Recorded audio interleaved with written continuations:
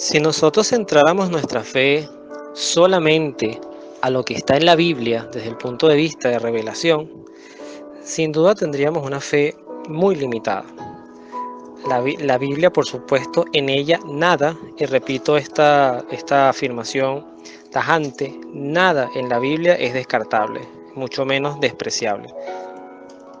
Ni tampoco la Biblia está hecha para ser reinterpretada y ser reevaluada hacia algo diferente a lo que ella misma de manera clara quiera decirnos.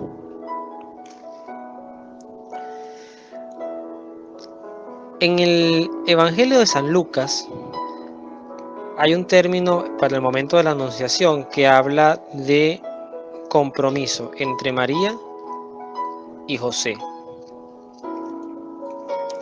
Y en el texto que acabamos de oír se habla de que efectivamente hubo dos evangelistas que fueron los que hicieron mención a José, o sea que son las dos únicas fuentes que se tiene desde su existencia desde el punto de vista bíblico.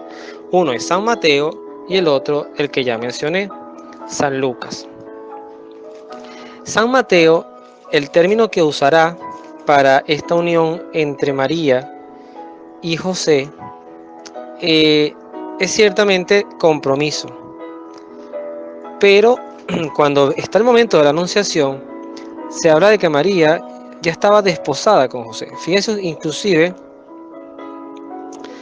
cuando el ángel se aparece a María, según el Evangelio de San Mateo, ella dice, el ángel le dice a José que no tema en llevarse a María, tu esposa.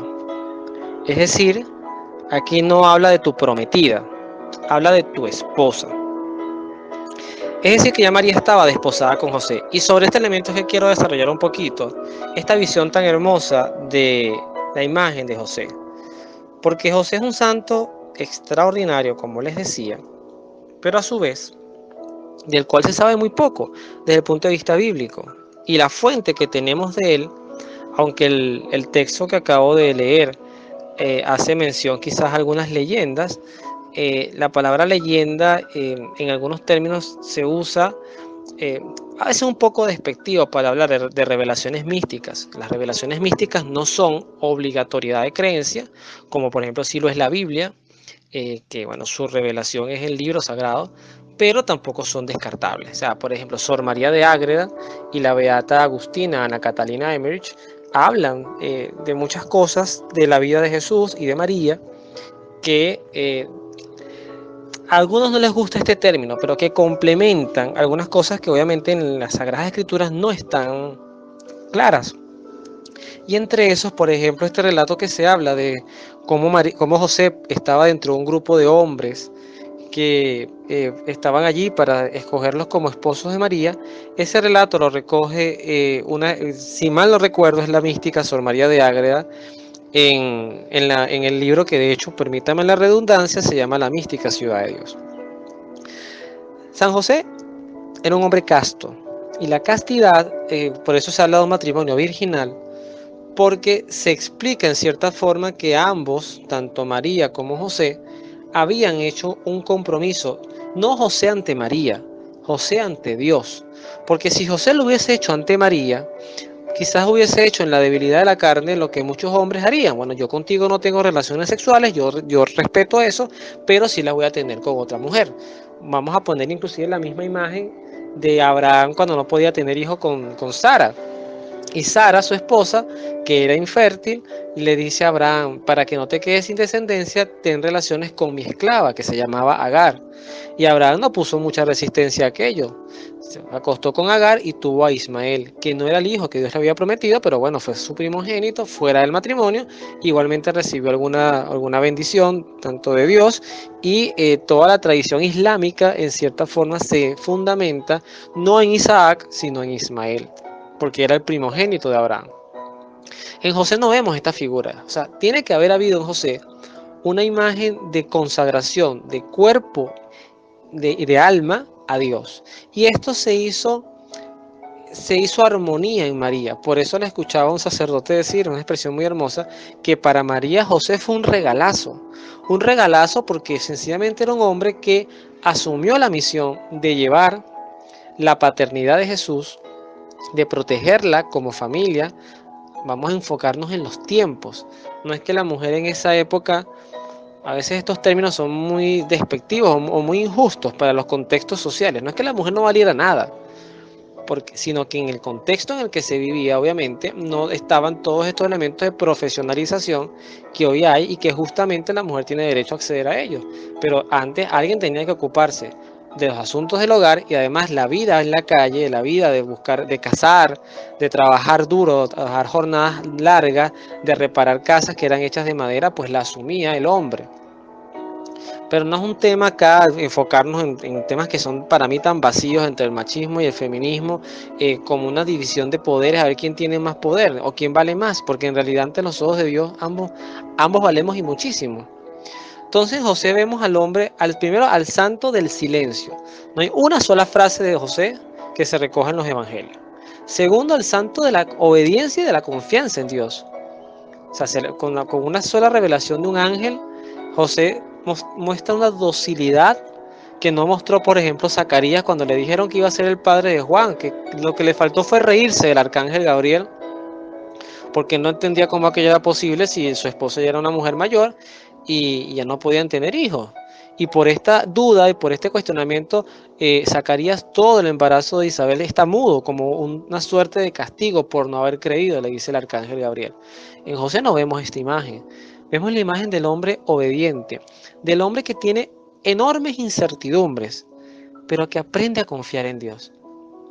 Y transita por muchos caminos difíciles. Primer elemento, aceptar un embarazo milagroso, que luego no le debe haber quedado ninguna duda, porque la tarea de José no era entender cómo obraba el poder de Dios, sino entender y aceptar, o mejor dicho, aceptar que esto venía de Dios, y con eso bastaba. Segundo, en pleno embarazo, ya casados, María a días o a semanas del embarazo, de dar a luz, sale un censo que José tenía que viajar a Belén, porque él era de Belén, porque es que además el descendiente de David era José. De hecho, también escuchaba en estos días, me llamó muy poderosamente la atención, que el verdadero rey de Israel no era Herodes, era José, porque José era descendiente de David.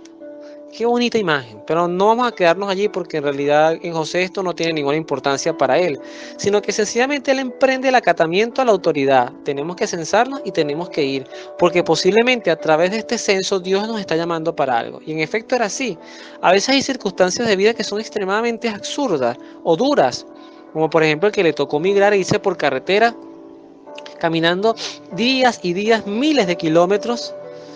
En estos días escuchaba una noticia de que la gente que pasaba la frontera por la Trocha para entrar a Colombia, creo que por la frontera del Táchira, a partir de ahí para llegar a Bogotá a pie, o sea, la distancia eran 800 kilómetros. Hay que verle la cara a eso. Y la gente se iba con su peregrinar. Me quedo con esa imagen porque a veces hay circunstancias de vida que nos hacen tomar decisiones muy difíciles o nos obligan a ello. Pero Dios nos está esperando en el otro lado donde estamos también, hacia donde estamos caminando. Y José emprende esta misión y María confía en Dios. Para María solamente lo importante era saber que Dios era Dios, punto. Lo demás no me importa. O sea, sufro, por supuesto, llevo atenciones, me cuido, velo por mi fe. Pero María, mira, Dios está con nosotros. Y llegan a esta ciudad y no hay posada. Y por eso José también es valorado como el santo de lo imposible, como el santo de las causas difíciles. O sea, José resuelve, que es lo que a veces se espera en un hogar, que un hombre, que haga la figura del hombre, el hombre que protege a su familia. A mí me encanta esa figura. No que suprime a la mujer ni que la anula, sino que la mujer se siente protegida con su esposo, con su pareja. Y entonces comienzan a caminar y José llega y le consigue, bueno, mira, consiguió un establo, pero aquí vamos a estar. Y bueno, nace, llegan los reyes, o los magos, los sabios de Oriente, y ahora otro sueño, a ir a Egipto, porque el niño lo quiere matar Herodes y vuelve José otra vez, y es José el que emprende, y fíjense que los mensajes eran para él. Y María acompaña a su esposo y bueno, vámonos para Egipto. Y en Egipto, ¿qué tenemos? Pues nada, no tenemos familia, no tenemos trabajo, pero aquí están mis manos y mi voluntad de trabajar. Y José levantó y protegió a esta familia hasta que toca volver. Y cuando toca volver a José, le toca ver crecer un niño que seguramente lo observaba esperando algún día algo, porque ese niño era una promesa. Y seguramente José murió viendo a un Jesús cotidiano, sin cosas extraordinarias, eso sí, sumamente obediente, sumamente agraciado desde el punto de vista de la gracia, o sea, lleno de gracia, sumamente cargado de una bondad y amor hacia sus padres, que yo creo que eso llena el corazón de cualquier papá. José no vio a Jesús con un título universitario, ni lo vio con mucho dinero, ni lo vio con muchas novias, ni se acercó y le dijo, mira hijo, si va a tener relaciones sexuales, póngase este preservativo, pero eso sí disfrute bastante, porque usted tiene que experimentar. Esa no era la mirada de José. La mirada de José era el padre que acompaña, que enseñaba un oficio, que esa imagen también es importante, porque muchos de los oficios que sabía Jesús de la madera, aunque de José también hay una imagen un poquito más extensa, más amplia, de solamente ser un carpintero. Seguramente era esta suerte de todero, de hombres que reparaban cosas, que trabajaban muchas cuestiones, inclusive no es descartable elementos de agricultura, elementos por supuesto de la misma carpintería. Y todos estos oficios los debe haber aprendido Jesús de su padre José. Y Jesucristo necesitaba aprender algo porque era Dios. Bueno, seguramente tenía los conocimientos divinos de la gracia, pero también traía la condición humana, y la condición humana implica también el someterte a habilidades que no traes inherentes. Bueno, Jesús tuvo que aprender a caminar, tuvo que aprender desde que nació a respirar, tuvo que aprender a escribir, tuvo que aprender a hablar, y eso se lo dieron sus padres. Entonces este José, mira, y de repente José, seguramente antes de la vida pública de Jesucristo, José muere. Y muere sencillamente dejando un Jesús que en ese momento no tenía fama, no era profeta, no aparece por ninguna parte José contemplando algún milagro prodigioso. Jesús fue el hombre de la cotidianidad, que llevó las santidades de la cotidianidad. Y aquí rescato un poquito las palabras del santo San José María Escrivá de Balaguer, el fundador del Opus Dei: ser santos de la cotidianidad de nuestras vidas. Un hombre fiel, un buen esposo, un buen padre, un buen siervo de Dios, creyente, que le veló por la fe de su hijo, que confió en la gracia de Dios. Y por eso es un santo tan anónimo comparable con lo anónimo que es el Espíritu Santo para muchas personas. Porque a veces Dios pareciera que solamente es Jesús, Jesús, Jesús, o algunos se atreven a ir un poquito al Padre e invocamos el Espíritu Santo al principio de una actividad. Pero hay un libro que habla de que el Espíritu Santo es el gran desconocido. Entonces ciertamente José nos invita a mucho de lo que acabo de describir acá: a respetar nuestros cuerpos, a ser fieles a nuestras esposas, a ser fieles creyentes de Dios, y sobre todo dejarnos guiar por su providencia y por su amor.